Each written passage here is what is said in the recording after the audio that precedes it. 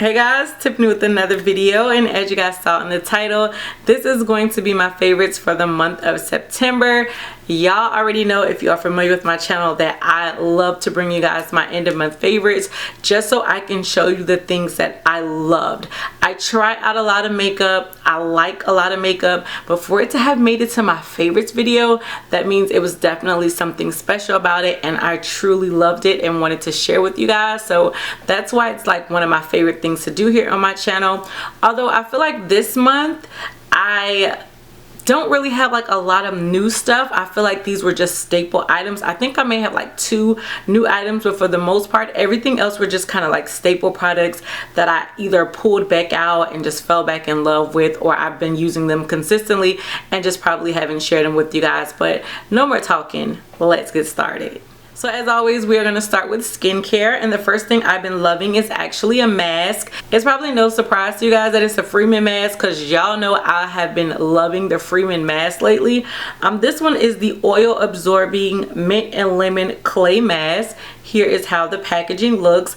It says it instantly refreshes and controls breakouts for clear skin. It's a 10-minute mask that is geared towards oily and breakout skin.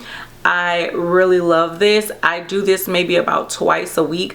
I love how my skin feels afterwards, especially lately. Like, I don't know what it is. I don't know if it's just my turn to get adult acne or what, but I feel like my skin has been just going through a lot of things. It could also be the fact that I try out a lot of makeup, so I kind of take the risk of having breakouts just to review it for you guys.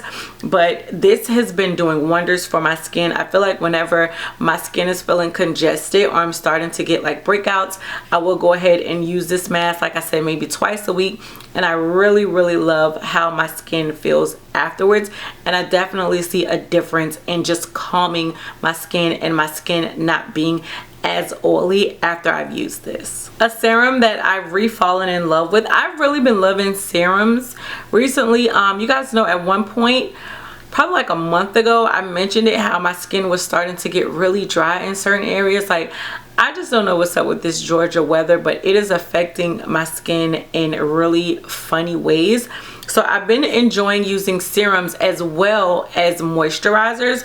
So I've gone back to the old Henriksen Truth Serum. This one is the collagen boosted with True C complex. Here is how it looks. I've talked about this thing here on my channel before. I've raved about it to you guys.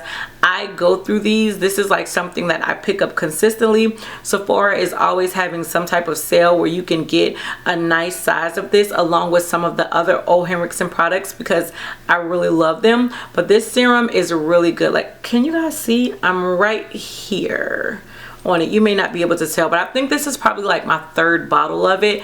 But I really love how this just like sinks into my skin. And I will layer this with the moisturizer and still not feel super oily. So I really love this one. 2 primers that I've been loving, neither one of them are new. The first one is from YSL. This is the Yves Saint Laurent Touche Eclat Blur Primer. Here is how it looks. I hadn't used this in a long time, but I remember last year, was it? Yeah, last year. Like, I used to use this thing faithfully and raved about it. I pulled it back out just because of this one. To me, it's not really a mattifying primer. I know some people say they wear it and their face feels matte, but that doesn't work for me.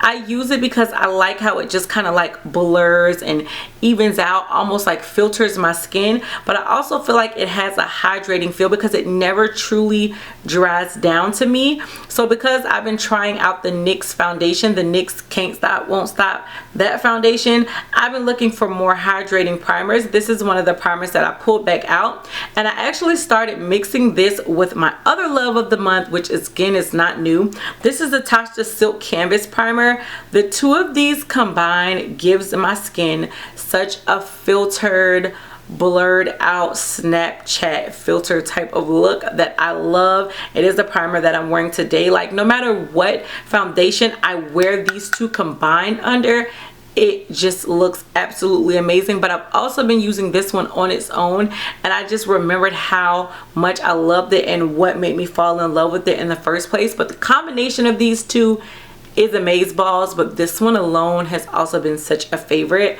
But I've been loving them. Both of these are pricey though, I will say that, but you definitely get your money's worth. I do have a brow product that I've been loving. This one is also not new. Like I said, most of the things that I have to show you guys, they're actually not newer products. They're just things that I've re-fallen in love with. This is the Kat Von D Brow Struck Dimension Powder. This one is in dark brown. Here is how it looks. And I think I picked this up during the Sephora spring VIB sale. It's just a brow powder, and normally I'm not the person who likes brow powders. I tend to stick with pencils. Every now and then I'll bust out a gel, but I don't really like powders. I feel like they don't do anything for me. I don't know what it is about this powder. I love to fill in like the top portion of my brow with it, and it does a really good job. It has a little bit of glitter in it, but I kind of like how it looks with that little bit of glitter. It's really weird because it's not something I think I would like, but I actually end up loving. So I can't again wear this on its own because it doesn't stay for me, and I just don't like I feel naked in the brow area if I don't have a pencil included with it. But I really love the combination of this with an eyebrow pencil that I actually have to show you guys up next. But this powder has just been really good, more towards the front end than the tail end, but I do really like it. So going hand in hand with that is this eyebrow pencil that I've been loving. This one is the Benefit Precisely My Brow. I know I've talked about this before, but the one thing I didn't notice was that Benefit actually came out with more shades, or maybe I'm just really late to the party. But I've been wearing 4.5 recently. Before, when I would wear it, I would sometimes pick up 4 and I would sometimes pick up 5, but I always remember thinking I wish there was an in-between shade. And one day I was just in Sephora and I noticed that they had the 0.5 shade, so I picked up 4.5, and I have not picked up anything else since then. Y'all know I usually love to use the Ulta brow pencil. I have not picked up my Ulta brow pencil because I've only been using this, and I love it. I love the formula of this. I love how it almost looks like real brow hairs. Like, it's the closest pencil to real brow hairs. Even over my Anastasia Beverly Hills, that was like holy grail for me at one time. I can't even tell you the last time I purchased the Anastasia Beverly Hills pencil because I was stuck on the Ulta pencil, which I still love the Ulta pencil, but this 4.5 is like my perfect shade, and I feel like I don't want to use anything else. I have 2 bronzers that I've been loving. I probably have showed you guys these bronzers like 1,000,001 times. I love bronzer on my skin, even if I don't do like anything else. Like, I could live without blush. I can't live without highlighters, y'all know that.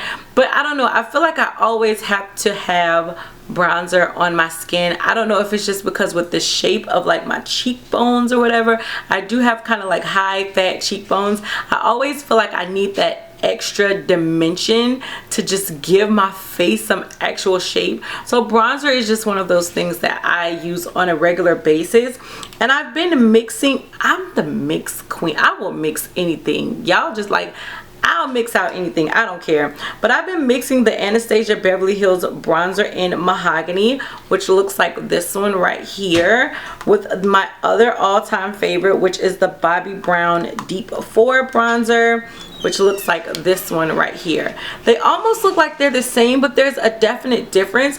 I feel like this one is a lot warmer than this one, and I don't know what it is about just combining the two, but to me, my skin tone, it just gives the perfect bronzing shade, and I love it. I wish there was a way that I could just, I don't know, formulate these two together, or if I could find a powder that was these 2 shades, because again, they look really similar, but there is a definite difference. Trust me, I love both of them. I will use both of these on their own, but again, I found that mixing them together just gives that perfect, and I'm here for it. And then finally, a gloss that I've been loving. Oh my gosh, this is probably going to be the last gloss I talk about, but I know for a fact I've talked about a lip gloss in every favorites video for probably like the past 3 to 4 months.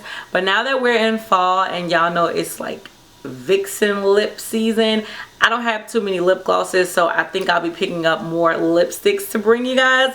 But the Pat McGrath, which one is this one called? This is the Flesh Astral Lust Gloss. Here is how it looks. I've been wearing this thing nonstop. I've been wearing this to work. I've been wearing this just to pop on something. It doesn't have the most color, as you can see. It's almost just, again, like a flesh tone color, but it does have glitter in it.